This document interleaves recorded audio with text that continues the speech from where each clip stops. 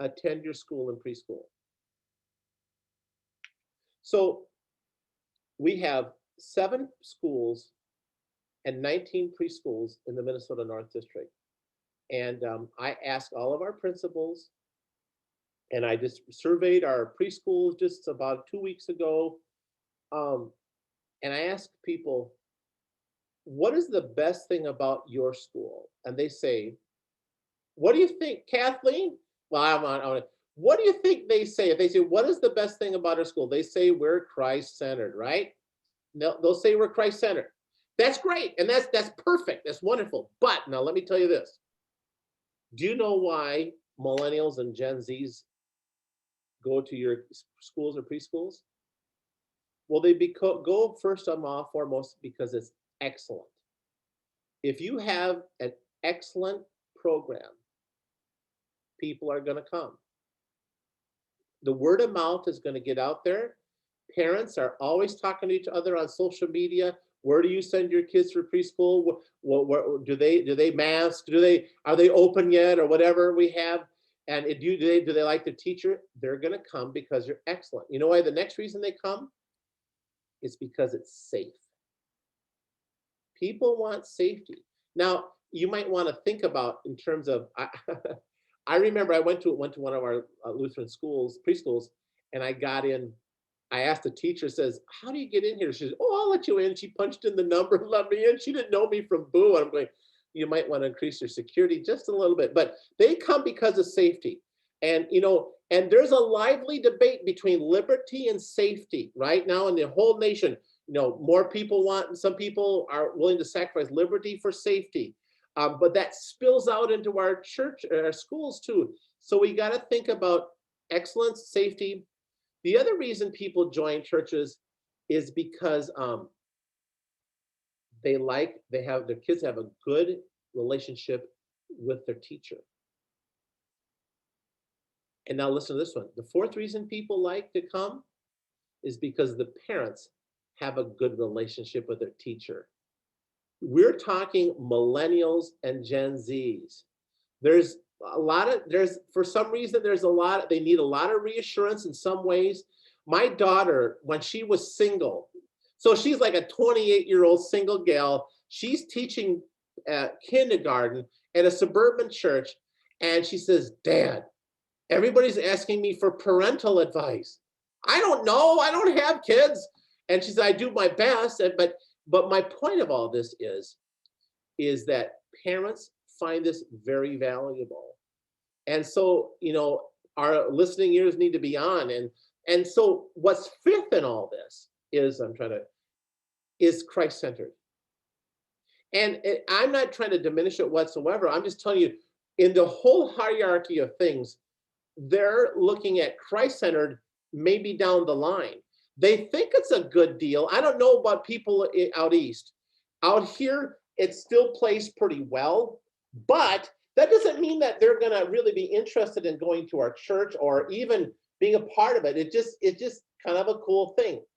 The point of all this is if we can do all these 4 things, excellence, safety, relationship with the teacher, with the kids and the parents, and then if we do all these things well, and we're Christ-centered, holy cow. How do we connect kids? Now, in my research in our preschools, like I said, well over 1/2 of the families attending are unchurched or de-churched. I went to a preschool just last year, and they had a whole bunch of dads, young dads. They were lined up by the school. There's probably 25 dads there. And I go, what's going on? And I asked, I said, well, we're going on a daddy kid trip, a field trip. And I asked the director, preschool director, how many of those kid dads are unchurched? She said, well, that's an interesting question. No one's ever asked that. Over half.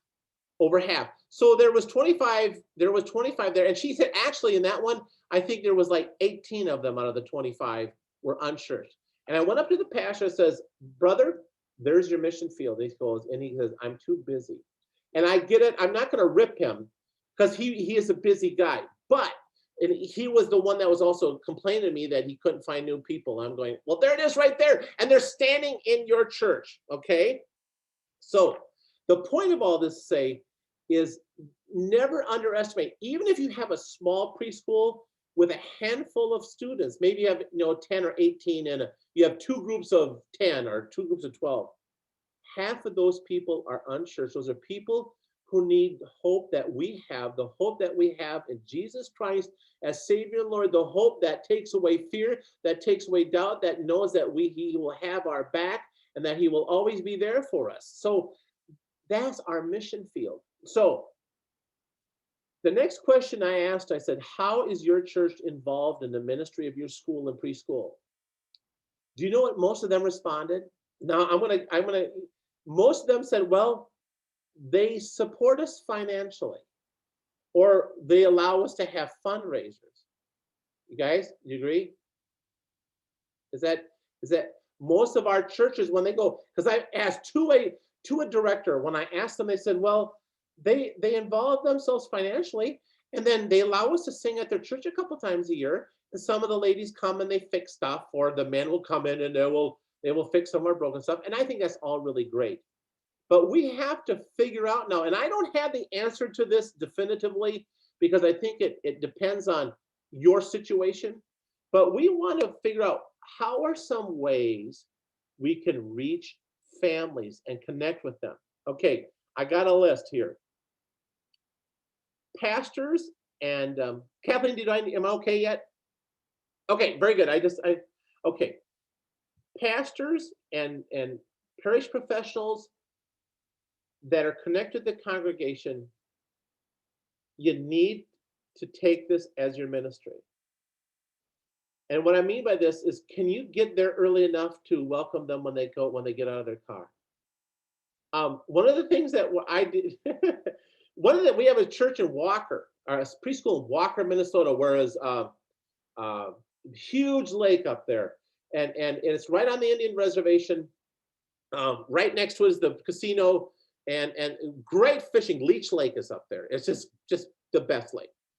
And so what the pastor does is he goes out when he opens the door, says, hey, how's the fishing going? That's for Minnesota, and some of that's a great, we're not saying, how come you weren't in church today? Well, they already know they weren't in church. So we start with a non-threatening question. How is your day? What's going on in your life? We ask them that question. My brother-in-law is a pastor in Tucson, Arizona. Just took a call during COVID. He's already had 11 baptisms at his, and they have a preschool there. You know what he does? He's had 11 baptisms, adults and children. And you know what he does? He just calls them. He visits there every day, talks to them, talks to the parents, and asks them, how you doing? He's got a ton of counseling, but that's his gift. The point of this is never underestimate the pastor or the DCE or whatever you have in your staff to get down there. And you don't have to spend the whole day there, but that you make a connection. And, well, I'm down there once a month to do, or once a week to do devotions. That's great. That's wonderful. But if you want to reach them, go connect with a family. And if you're at the gym working out early in the morning, well, then get them on the way when they leave. You can, it's like a half-hour period of time. And like I said, I know that a lot of people go to the gym. Well, then either go earlier or then welcome them and then go to the gym and then come back to work. I mean, you're a pastor, you're on salary. You can do that. So, but that's a huge deal. The impact that a pastor can make on your preschool, if they buy into this, and they don't have to be, they can wear their collar, they can do all their kind of stuff.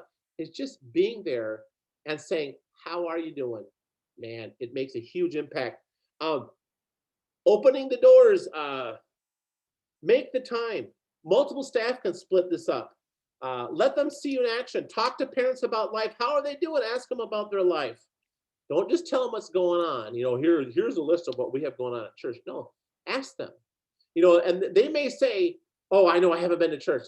I said, I'm not even concerned about it. I want you to come, but I just want to know how you're doing. You just diffuse that whole thing. Oh, I'm supposed to read all this stuff. I'm reading all this stuff here that people are sending. Okay. Prayer support. We have churches that adopt students. and they not only pray for them, but they connect with them in real wells. Our church in Cloquet, which is, have you ever heard of the town of Duluth? It's by Lake Superior. It's right on Lake Superior, and Cloquet is one of those places. And Pastor Matt Coles, he does. They have a thing where they farm out the kids, and they actually connect with them and tell them they're praying for them, and they stick with them. A lot of them stick with them all the way through high school. They just that's their thing that they do. I know we have some that connect with shut-ins as a preschool project. Now, a lot of people will have their kids sing at church. That's okay, and that's cool to do that. But how do we connect? We have to be very intentional with their parents. And in my churches, I usually have ringers that I know that people that I train, that I could just give them a little signal. Like what do you call it? What was the old movie where they tried to swindle a guy? You had the thing on the nose there. That's what I did. My little signal says, and I would point to them, and they would go say, "Hey, I'm so and so. What's your name?" I always had a couple ringers that I know that had the gift of hospitality, and that would be able to do that. I know that one of our schools, they do bedtime stories. They do about once every 2 months or so, or once a month, where they actually let the kids come at night on a Friday night in their jammies, and they bring the whole family, and they do a bedtime story. Now, they did Frozen, and they had people with Frozen costumes. They acted it out, and they read the story, and they had a project where they made a snowman, what's his name, Arlo? I can't remember what that's not Arlo, is it? But anyway. I think that's Olaf. Olaf, thank you. Sorry, my grandson is only 13 months, so I'm kind of getting tuned into this yet. So, and then they did a little Bible kind of a devotion. They brought him into the church. They had it in the fellowship hall, and then they brought him into the church, and he tied it into some way. And then it is a really good way where parents can, but it's important that you have members of your congregation. They're kind of being the servants, and just serving and just connecting. And then again, I always find ringers.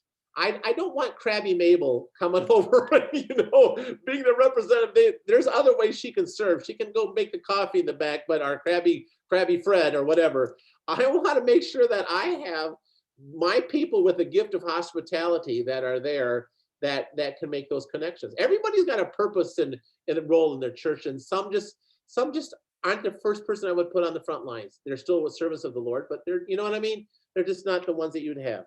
I don't know. I have Crabby Mabels and Crabby Freds in Minnesota North. I don't know what you have. Maybe you don't have that. So regular communication with your church and school.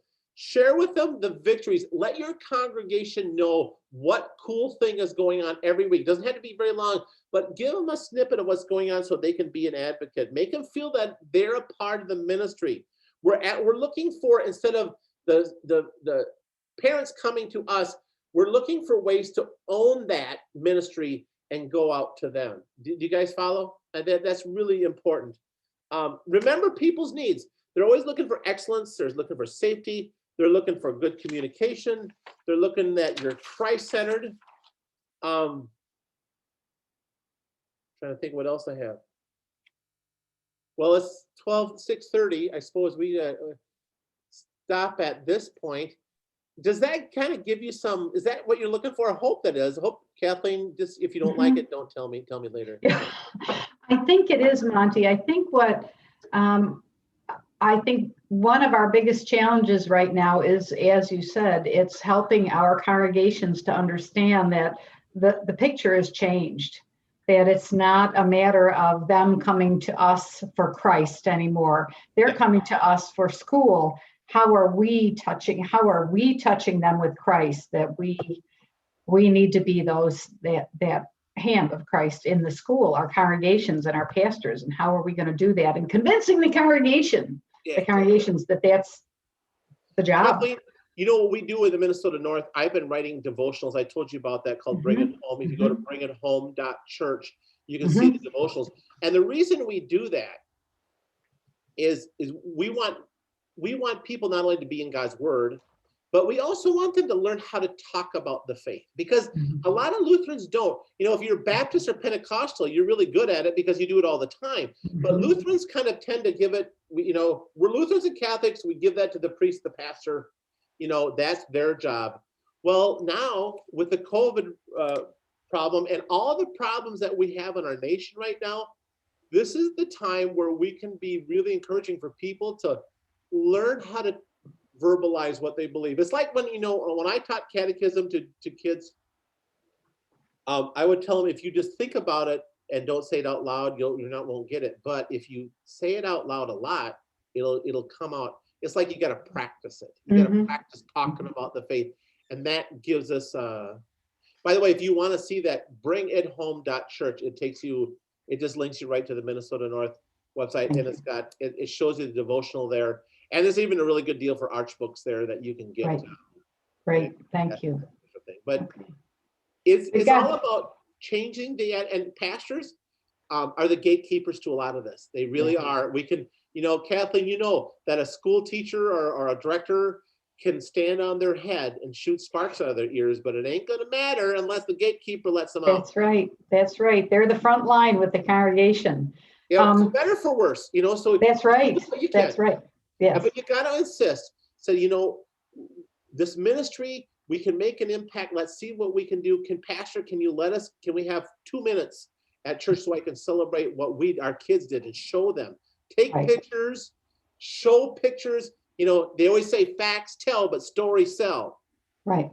And that's what I learned when I'm a serial entrepreneur, and stories sell. Facts tell, but stories sell. And so, when we do missions, and when I tell our campus ministries or schools, it says, don't just tell me, send me pictures. That's right. Show me and tell me, celebrate every little victory that you can. Let's get the people enthused. Thank you. Monte, we have a hand raised here over the screen that says Bill Bishop. You don't look like a Bill, but there's. Actually, I'm here with my husband. There he is. Okay. Kathy, we met at Camp Pioneer last year. I don't know if you remember. My sister and we met you there, and so it's nice to see you again. Awesome. Thank you. Yes, absolutely. It's hard to see in the. Yeah, it is. I know. Where are you from? So we're from Pittsburgh area. We're okay. Yes. Yes, I do. It's a beautiful day. So we have a very large preschool, an excellent ministry that does a great job of sharing Christ with its children. And I know you know a little bit about our program, Kathy. But we really, really have been striving to take it to the next level and reaching not just 3, 4, and 5-year-olds, but parents, right? And Pastor Meyer, I completely agree with everything that you led up to about, it's all about relationships, and many of these families now are not churched. We know it, we see it, we're totally there. But I guess what I want to know is what's been done, what's worked and what hasn't worked in terms of getting parents' attention and helping them understand that they can have a part in the church. They can be part of a church family. And, how do you connect with them? We're not really doing any of that right now. We're not doing any of it. I'll be very honest with you. I think there are some simple things that we could do, and maybe there's some, more involved things that we could do that could cost a lot of money. We don't have a DCE, we don't have a, anybody else on staff that's tasked with doing this. We have a pastor that's very busy, like most pastors are. So, Pastor Meyer, I appreciate you mentioning this adoptive a student type approach, because I think that is something that we're excited about. We got that idea from another church in our area, and we really want to try that. This is going to sound patronizing, but it isn't. Never underestimate the power of the Holy Spirit working through your witness. And I always say, okay, like I said, I'm a serial entrepreneur. I mean, I love that kind of stuff. I could be involved in multi-level marketing, but I love Jesus a little bit more than I love some of the stuff that I sold. So anyway, I did learn a lot of good things on evangelism from there. And one of the things to say is, what is the worst they can say to you? Is no, thank you. It's like when you think about it, if you were a waitress or a waiter and you're gonna pour coffee, and then the person holds their hand over the cup and says, no, I don't want it. You don't go home crushed, you go to the next person. And my point of all this is, don't take it personally. But remember that the Holy Spirit works. And I've been a missionary for many years, and I've seen some really weird things of how it works. I'm going, especially on campus, because you get that, you just get a tons of opportunity to throw it up against the wall. And I'm going, I remember when the Gulf War happened once, this was and they were protesting, and they had Hitler mustaches on President Bush.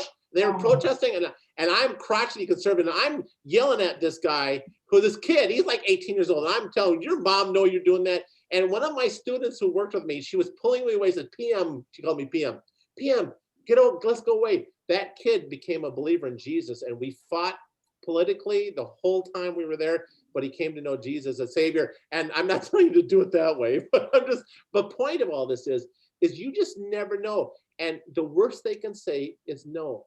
But to get a relationship with them, and to simply have the courage. I always say, you pray for opportunity. The Bible says, ask and it'll be given to you, seek and you will find, knock on the door will be open to you. Do you believe that to be true? I always believe that when we ask for spiritual things, God will always say yes. So I'm going to pray for that person that I'm thinking about, okay, that family. I'm going to pray for them, that God will give me an opportunity to invite them to church, to connect with them, have a relationship with them, and tell them about Jesus. Then I'm going to pray, then I'm going to look, because ask and it'll be given to you. So I'm going to look for it. Look for opportunity. And I look for that because I know he'll give it to us. And then I'm going to have the bravery to say, okay, here we go. Yeah. Would you like to go? Let's go for coffee sometime. And then you may not even get to that point for the first meeting, but maybe you do. You pray for it, you look for it, and you act on it. And the worst they can say is no. Yeah. And I'm a firm believer, the more you throw up against the wall, the more it's going to stick. And Monte, you don't know. It's really weird. I've done it so long, and I've done it with so many people that you just go, oh, okay, wow. And it's so important. It's so important to use the folks that you have in your congregation.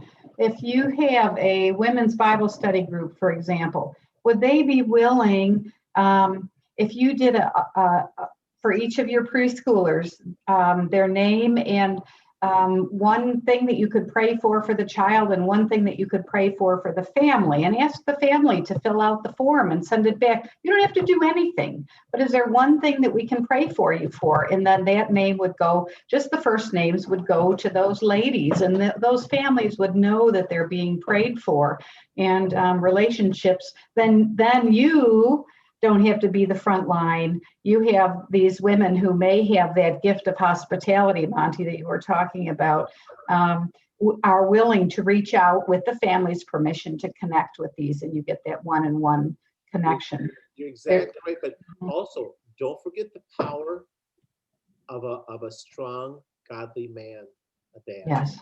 That I'm just telling you that's a powerful. Arthur, unmute yourself. You're not Arthur, though, are you? Oops. Hit your space bar. Can we do it? No, I can't undo it. Oh boy. Come on, Arthur. If you go Can't up, hear you. If you go up to the right, to the right side of your screen there, of your picture, maybe I can unmute. I can't unmute. Well, maybe we can unmute everybody just for a minute. So I'm sorry. Just hold down your space bar and talk. Okay, now we go. there we go. Okay. Thank you. I had to have my husband help me out with this. I'm the director of the preschool here at Emmanuel in Scranton. Oh, wonderful. Yes, and I'd like you to know that I have two of our secretary and our treasurer of our preschool also on the video screen now. And we came on here to hear what we could do to enhance our mission program that we have currently. But I'd like to share with you the things that we have been doing, and it was enlightening to hear the pastor talk about connecting with the community, because we had started that 2 years ago. We called it Connecting with the Community. And two of the things that we've accomplished with that is we had a sign put up at a Little League field. You know, on the fences, they have signs. Well, we connected with the community and we put it up on a T-ball fence. And then we also sent letters to all the business places and the colleges within our area. And one college had said, oh, great, because we have Halloween treats on Halloween, and we invite everybody to come up, all the people to come up, and we have the businesses and people give candy out. So we hand out candy and our card, and we give out magnets with our name and our phone number on it. And we're currently thinking about, since you put this out to us to be part of you, we had put some thoughts into it, and we were thinking of incorporating our portals of prayer that we give out to our membership, to give it to the children, the parents of the children that go to our preschool. Also, I got out of this meeting too is I think we need to have the pastor a little bit more involved in what we're doing as a weekly thing to our congregation, because the congregation has been super supportive of our program. And I think that we need to have a little bit more communication to them. And I appreciate any more comments and help that we can get from you. And thank you for listening to me. Yeah, you know, I think that when you ask your pastor, you got to take into consideration his gifts and his abilities. You know, not everybody is Monte Meyer, not everybody is Tom Parker, you know, and I mean, we all have our gifts and abilities and things like that. So I always try to figure out how is the best way for me to plug them in, you know, but I'm always kind of aware of that. You know, what is the, you know, like I always make my comment about Mabel and Fred. It's just because, you know, there's some people that should be up front lines. Figure out a way that he can be there. The best thing he can do is to greet those parents in the morning. If he could do that and just spend 15 minutes and then go work out after that, or whatever he's doing, that would be, that's monstrous. I can't stress how big that is. iPad 3.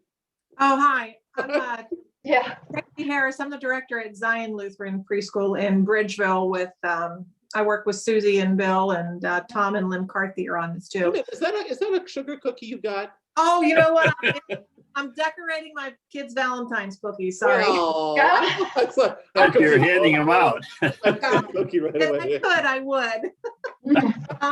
My question kind of falls back on what, I'm sorry, I know your name's not Arthur. Miriam. Miriam. We don't have issues with connecting with the community. I think we do that pretty well. Word of mouth, like you said before, we get most of our students word of mouth for all of the reasons that you had mentioned before. I guess my question is, you had just said, you know, as far as your pastor kind of go with what his strengths are, what kind of things should we expect from pastor and elders? You know, I mean, are there things that we should expect, or are there things that we should not expect? You know, we're kind of looking for a little guidance from that end too, because we really want to make the connection between our school and the church. And I think a lot of churches and schools have this same issue. And at what point I don't know, would it be good to meet with elders and brainstorm with them and get some ideas, or what are your thoughts on that? Don't complicate it. Okay. Ministry of presence. I'm not kidding you. Don't, there's not a magic. I can't give you the magic button. I can tell you that be nice, be friendly, and be there. And then you just, you know, if you just pray, Lord, give me an opportunity today to make a difference in someone's life. That's all I'm at. You know, and I never really measure how successful we are.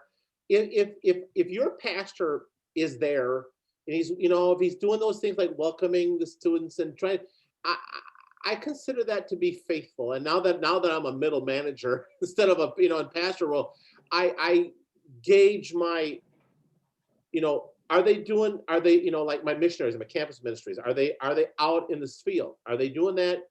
And that's the only thing you can really, some are good. See, you can tell my personality, I can talk to anybody. So that's going to be my strong point. So not everybody is like that. And Right. Our pastor does chapel with the kids once a week. Yep. You know, But have him come and open the doors or welcome the kids when they get dropped off. Have him just go out there, put a jacket on, put a hat. I know a pastor that wears a fedora and a big long coat. And he's because you know where he learned it from? He learned it from me, because he's a pastor and he's in our district, and he's out there every morning, and he's out welcoming, and for us it's like, how's the fishing? We're looking for any way to connect without looking like we're just trying to beat the love of Jesus into them. Well, and Monty too, the pastor can be so critical in the congregation, even if he has a very small role in the preschool itself or with the parents, like you said, as the gatekeeper. What is the mindset of the congregation? Because even if the pastor is not going to be the person who's going to be the one-on-one connector with the parents, maybe there's somebody else in the congregation who doesn't realize that, doesn't have that mindset yet as the mission field of the families and the students in the preschool. And that pastor can be so instrumental in helping the congregation understand that they have got the mission field coming to their door, into their building every single day. In so many congregations, that's very challenging to understand. That Okay, they're there. I'll show you. Here's my new background. So that's a lake I fish. So what do you think of that? That's a lake I just fished in a couple. That's what we have. Anyway, now I'm going to tell you iPad 3 or whatever. I don't know. That's like okay. Tracy. Okay, Tracy. Tracy. Sometimes pastors don't have those gifts, and they may be a little bit bookish or a little bit introverted, which that's a whole Bishop Wisher. We should have a little talk about what we recruit, but that's a whole other subject. But sometimes they may need a little hand holding in terms of saying, what you could do instead of just forcing, you got to do this. Why don't you just say, come with me on a Wednesday, and I'm gonna introduce you as we go into our parents, and you got to hold their hands. And that's okay, because some pastors don't have that gift. And instead of just throwing him out there in a situation where he's not going to thrive, help him. And just say, and maybe you're going to say, come with me on Wednesday, and we're going to go meet some of as they drive in. Have I introduced you to this is our pastor, and boy, we really like him and speak well of him. Kind of, in the old salesman terms, you kind of build them up, and put the best light on them. Mm-hmm. And that's kind of what we do. And that's always helpful, because your gifts may be a lot better in that area than his. All right, we all have different gifts for sure. Yep. And so my point is I don't want to just trash on pastors, because they have good things, they got bad things. And so because I don't want to come across that way doing that. I just but you can almost team this effort, and work together.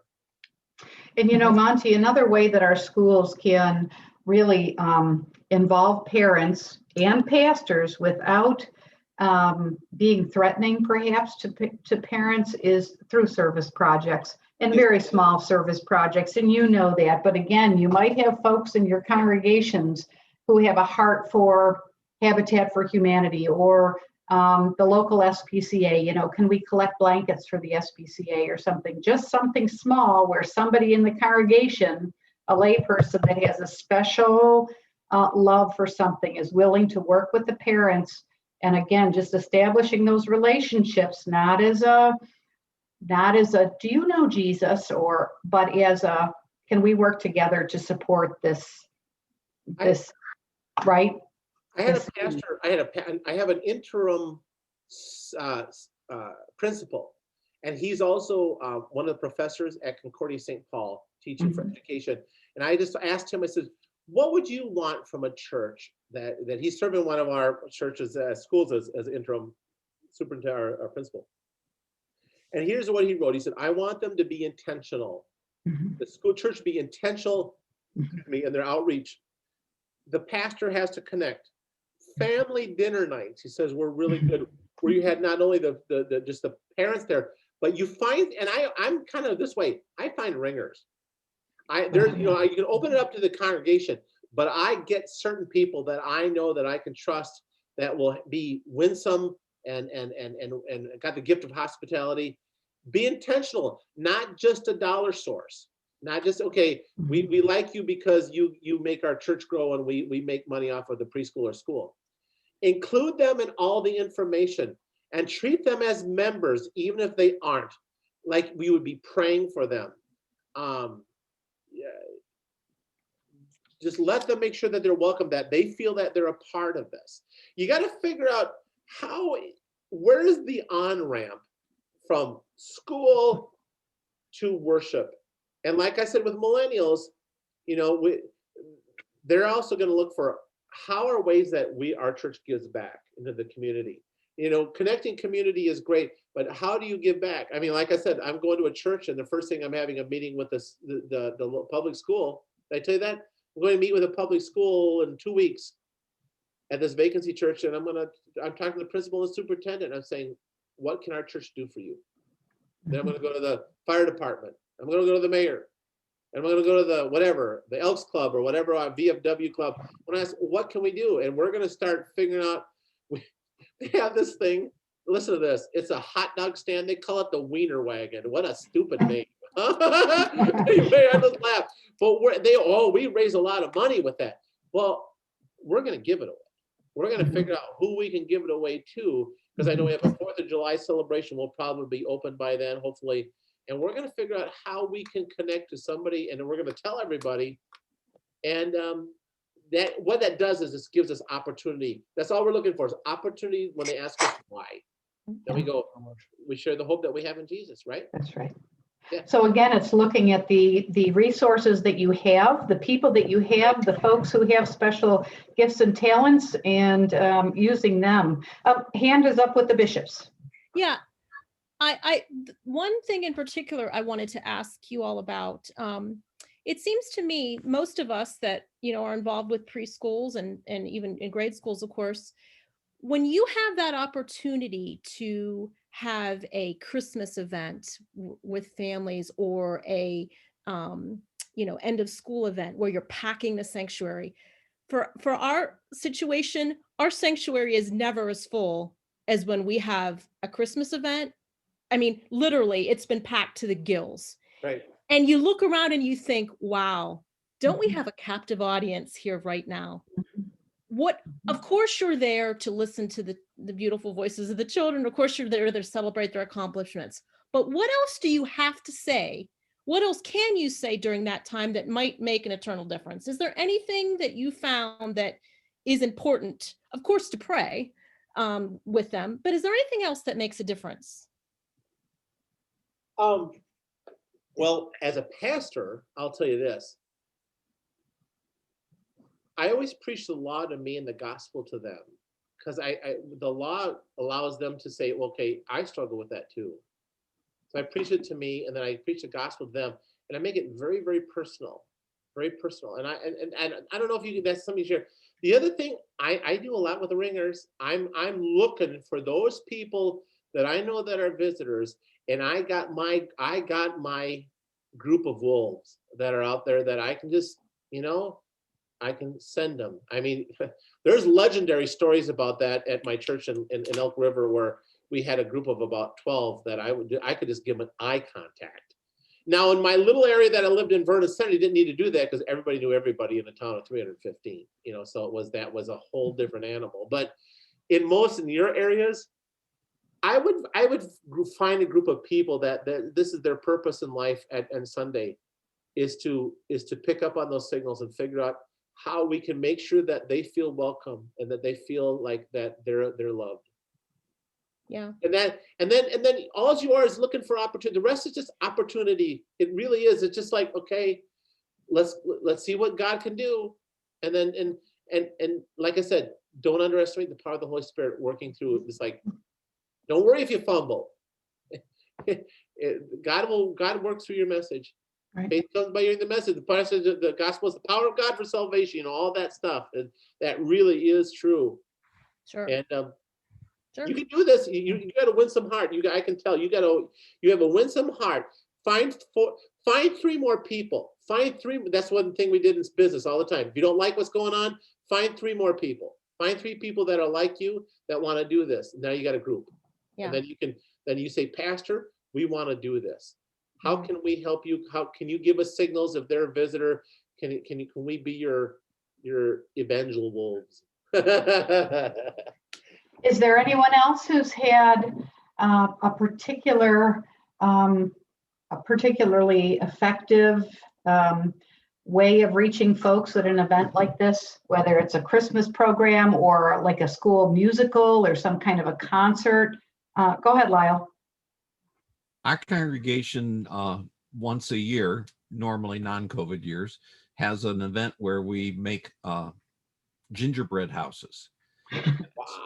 The children of the congregation and their families, as well as the children from our preschool and their families, and they're all in the room, and everybody's working with each other and sharing, and they sign up a month and a half in advance in order to get their space, because we fill out the whole room.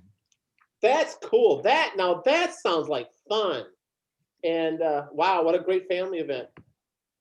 Now, does your pastor speak at that, or is there any kind of a message involved or a focus on that, or do you just, it's just relationship building? He's there and with his family and interacting, and goes around and visits with the families, but we intentionally have other than an opening prayer, it's hey, we're not going to try to preach at you. We're just connecting. Okay, thank you. Does anybody else, we're coming to the end of our time together here. We're actually there, but is there anybody else who would like any comments or suggestions or questions here before we sign off for the evening? I have one thing, okay? President Wisher. Well, you go last anyway, Monty. Okay, President Wisher, make sure you tell President Fondo tomorrow on your meeting that you really liked me, okay? I'll send you $17 if you say something good. I will do that. Because he'll always say I'm the cause of every problem. So President Wisher is in the middle of Council of Presidents week. yeah, I know. He's in the Yeah. Zoom. He's in the other room at a Zoom, Yulia. So, Okay. so I make sure there's money involved if you say good things about me. So. Is there anyone else who would like to comment or questions or at this time?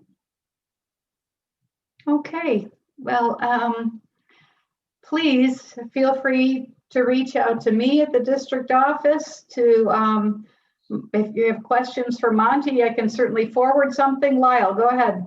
I just want to make a quick announcement for those who are interested. 1 month from today, on March the 9th, we will have our next Leo. It will be about Vacation Bible School in a COVID environment. Mhm. And we're going to have a number of leaders from congregations around our district who will be sharing what they did last year, what they've done before that, and what their plans are for this year. And you'll again be able to ask questions. So mark your calendars or make sure the people who work with VBS in your congregation are aware of that. March the 9th, our next Leo. Okay, thank you. And just remember, we all, as Monty said, we all have different gifts and talents that we can use, but primarily we are just opening that door for the work of the Holy Spirit in the hearts of our children and our parents. So hang in there, don't give up, and keep looking for ways, keep those eyes open. It's there, it's happening, and work together, and we can make a difference. We really can. Monty, you want to finish this up? You want to give us a short prayer, a blessing on the way? A couple things. And Sure. Number one, you have a new pastor, that Pastor Johnson, that's SMP, right? Yeah. So he used to play with my daughter, because his dad, when I was at Lord of Glory in Elk River, we called him to plant a church in Becker. And so we actually took 50 of our best members. We had only like 250 at the time. Took the top that lived in that area and sent them over there to start this church. And pretty much all that Pastor Johnson did was steal our office supplies. And he walked by and says, "Do you mind if I take this?" So it's great. Pastor Johnson was great. So you have you have a nice, fine young pastor. The other thing I wanted to tell you is I know that a lot of churches are struggling right now. And I know that, I don't know if you have that in your district, but in our district, we have a lot of them that are on the brink. And I always say to them, okay, it's bottom of the ninth, you got 2 outs and you got 2 strikes. Don't let the 3rd strike be called strike. Take a swing. Take a good, healthy, educated swing. Call your district. Do everything you can to figure it out. Don't go down without a fight. And I said we have it a lot. You know, we have these churches that just close. I said, good grief. You know, if we can do it in a town of 315, you know, there's unchurched everywhere. Especially, you know, if there's in Midwest, that's, you know, there's everywhere. So take a swing. Thank you. Thank All you. right. Mhm. Yeah. All right. Thank you, Monte, so much for being here with us. God bless you all. Stay strong. As I said, contact your district representatives. We just love to speak with you and help you in any way that we can. We have resources for you, and keep coming to Leo's. It's fun to see everybody. Thank you so much. God's blessings. Good night, all. Thank you, Monte. Thanks. Thank you. Good night. Kathy,